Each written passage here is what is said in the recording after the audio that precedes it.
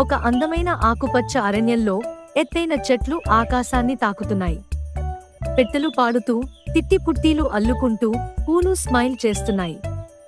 ఒక పురాణ మొక్క చెట్టు కింద ఒక స్నేహపూర్వక పాము స్నేహ తన ఇంట్లో నివసిస్తోంది.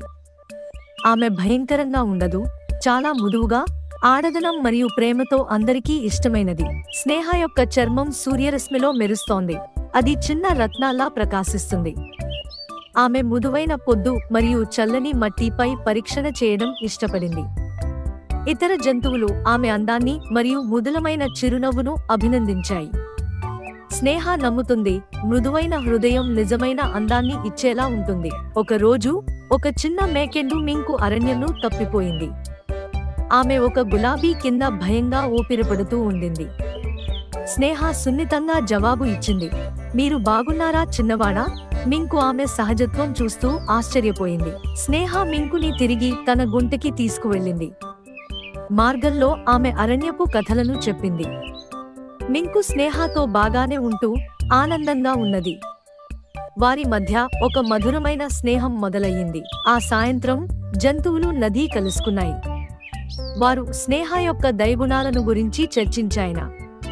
ఏ క్రూరమైన గిరగిట కూడా ఆమె నిజంగా ఉత్తమమైన పాము అని చెప్పింది. స్నేహ అరణ్య కుటుంబం యొక్క హృదయం అయింది. ఒకరోజు బలమైన గాలి ఒక ఎత్తైన చెట్టును ఊపిరిపడింది. పిట్టల గూడు కింద పడిపోయింది.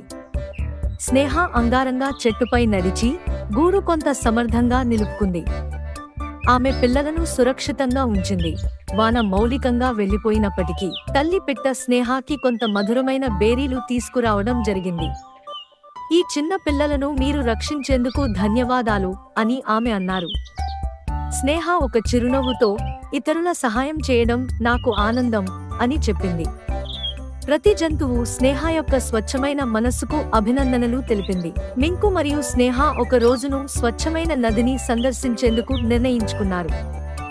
వారు చల్లటి నీటిలో ఆడుతూ చేపలను చూస్తున్నారు. స్నేహ తన బారి చుట్టూ నీటి చక్రాలను సృష్టించి మింకును నవ్వించారు. అది ఒక ఆనందదాయకమైన సూర్యరశ్మి రోజు. వారు ఒక భయంకరమైన కేక వినిపించారు. ఒక చిన్న జింకు రెండు శిలల మధ్య చిక్కుకుంది. స్నేహ వెంటనే వెళ్లి జింకును రక్షించింది. ఆమె తల్లి ధన్యవాదాలు చెప్పారు.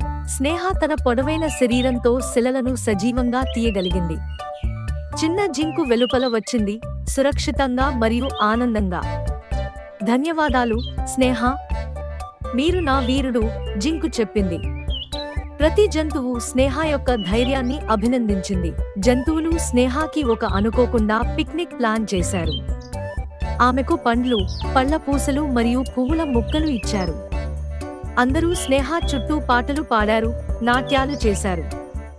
స్నేహ ఎంతో ప్రేమతో ప్రత్యేకంగా భావించింది. ఆ రాత్రి అరణ్యంలో తుఫాను మొదలైంది. గోశాల మొక్కలు అల్లాడిపోయాయి, చెట్లు గిరిగిపోయాయి. స్నేహ ధైర్యంగా నిలబడినప్పుడు చిన్న జంతువులను సురక్షితమైన గుంతలోకి తీసుకువెళ్ళింది. ఆమె ఎప్పటికీ ఏవైనా మర్చిపోలేదు. గుహలో జంతువులు ఒకేసారి కూర్చొని ఉన్నారు. స్నేహ కథలు చెప్పి వారిని ధైర్యంగా ఉంచింది. రేపు సూర్యుడు తిరిగి వెలుగులోకి వస్తాడు అని ఆమె మాటలు చెప్పారు. ఆ మాటలు వారికి ఆశను ఇచ్చాయి. మరునాడు అరణ్యం వర్షపు బిందువులతో మెరిసింది. తుఫాను వెళ్లిపోయింది, సూర్యుడు ప్రించాడు. స్నేహ మరియు జంతువులు ఆనందంగా బయటపడ్డారు.